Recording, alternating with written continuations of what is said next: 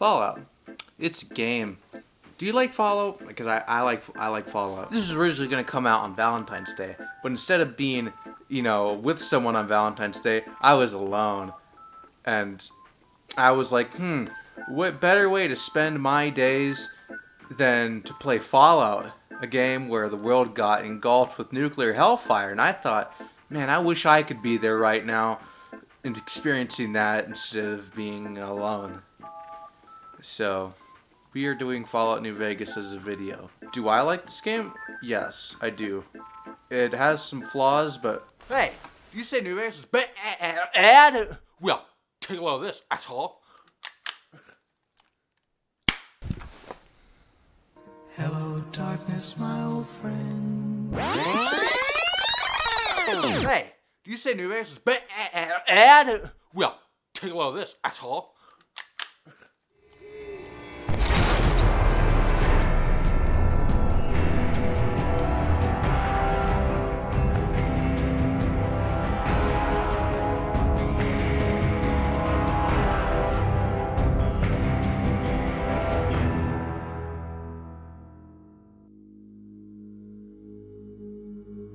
Fallout New Vegas is pretty good. Now, I know you've all heard that before. Please just hear me out before you tune out of the video.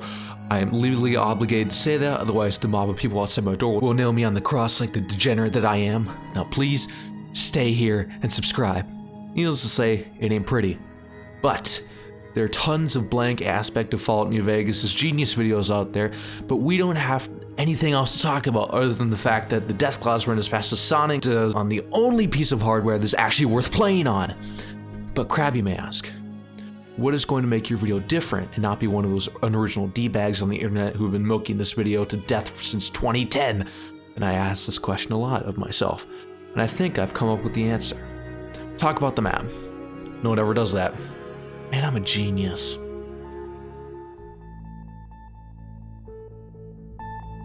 If you've played Fallout New Vegas and any other Fallout game that wasn't an isometric style, you'll have noticed every single map was significantly larger than Fallout New Vegas's.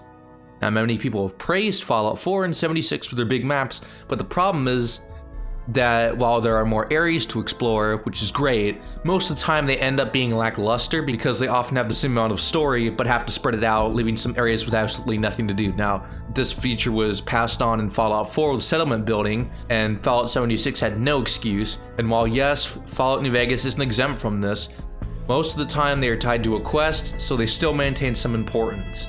Well, except for Searchlight Airport, which is the biggest sham that ever shammed, and Wolfhorn Ranch, but at least Wolfhorn Ranch has a semi-canon theory that Ulysses stayed there. I don't know, it's not important. Well, it's no secret that some areas originally had things planned for them. They never got made because of the deadline the game faced, and some locations themselves are very memorable and interesting, mostly because of the lore that surrounds the locations. Just looking at places like Boulder City and Searchlight, the lore in these locations is incredible and interesting, as well as the atmosphere. With Boulder City, its lore is asking the few remaining locals what happened to the city. We find out that the NCR set a trap within the city to trap and kill the invading Legion forces, blowing up the city and wiping out any survivors, leading to an NCR victory. It casts a gloomy shadow over the NCR, making you question if they are truly worth fighting for. Camp Searchlight was originally an NCR camp before the game takes place. You are warned by several NCR soldiers that the town isn't safe. You press on, you find a horde of ghouls dressed in NCR uniforms. You don't know what happened until you read around and ask certain NPCs. You later find out that the Legion sabotaged the town by opening the nuclear waste barrels in the fire station, irradiating the area. The New Vegas map has several routes you can take to get to Vegas and progress in the main story. It's a nicer change of pace from Fallout 3 and 4, where you had to actually progress the main story questline to get access to different locations. The New Vegas main questline is interesting. How so? Well, you first have to get a nice hot lead sandwich from Mr. Checkers McGee over there before waiting for Doc Mitchell to decide who the hell you're supposed to be, before going to talk to Sunny Smiles to find out where Checkers went, and shooting things before going to Prim and massacring the powder snorters, getting the sheriff, saving bagels, before going to Nipton, the asshole of the Mojave, finding the furries, and then heading to Novak, talking to Manny Vargas, going to wipe out the Rapcahan test site, or do their quest, which takes upwards of an hour and a half depending on if you kill them, or not be a piece of shit and do their main quest line the good way. Then you go back to Manny, find out Checkers had some Mongols with them, and then you find out they were headed to Boulder City. Then you go to Boulder City, get the Mongols out of the jail with civilization, before going to Freeside, going through the 40 gates in between the Strip and Freeside, and heading up to Sea House. And that is if you either have a passport or enough money to get through the Strip. Other than that, you're gonna have to do the King's quests first. Or you could just walk there. That works too.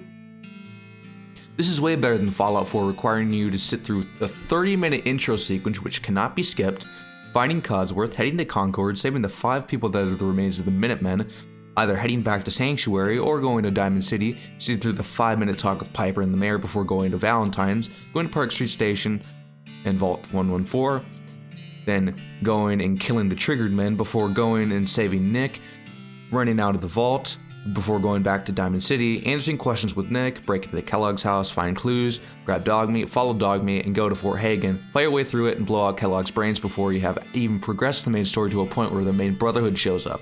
Then you have to do a bunch of faction ass-kissing before you can even go to access the Institute.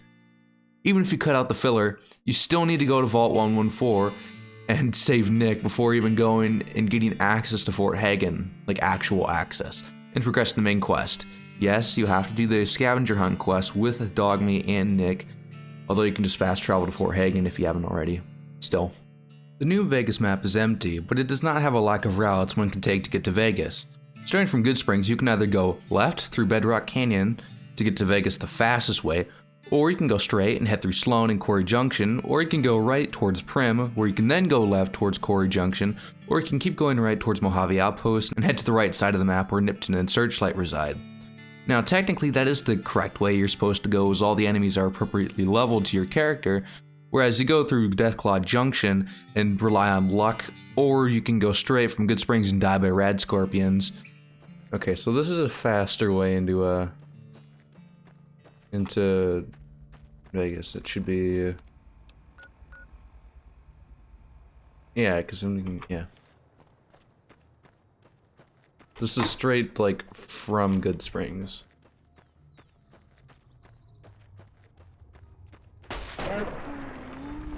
Easy.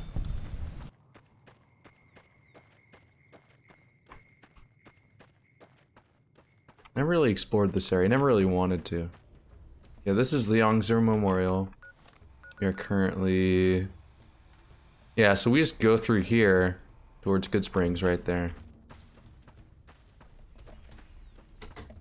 Yeah, because Quarry Junction's right there. Oh, Jesus. Oh,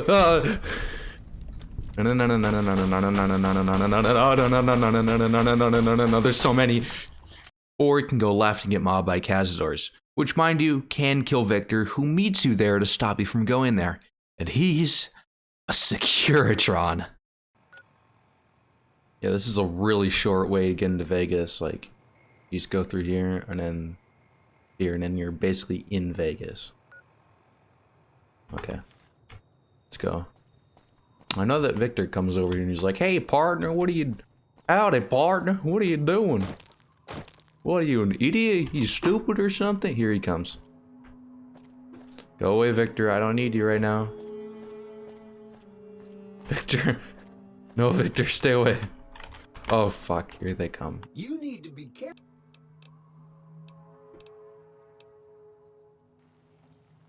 Victor. Victor, you're supposed to prove my point in a video. Victor.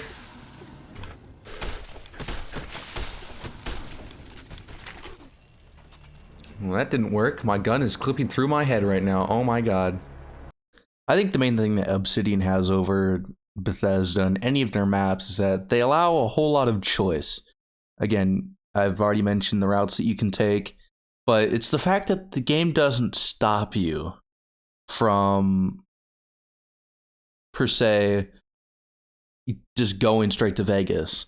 Whereas if you were to go immediately to Fort Hagen in Fallout 4, you would not be able to get in there, or if you, even if you did, you'd still not be able to fight Kellogg and advance the main quest. And same with the Institute. You can't go straight to the Institute. You have to do the main quest, which I feel is not exactly the best way they could be doing it. I mean, Obsidian is all about choice. They've always made games. I mean, all of like you can see that in how they design these games, especially with the way that you can play quests and stuff. So it's just there's not as much freedom. It feels more restrictive, even though that the world space in Fallout 4 is bigger, and in reality, Fallout New Vegas' world space is much smaller. It does not change the fact that you still feel more free to do things in Fallout New Vegas. Also, it just looks cooler.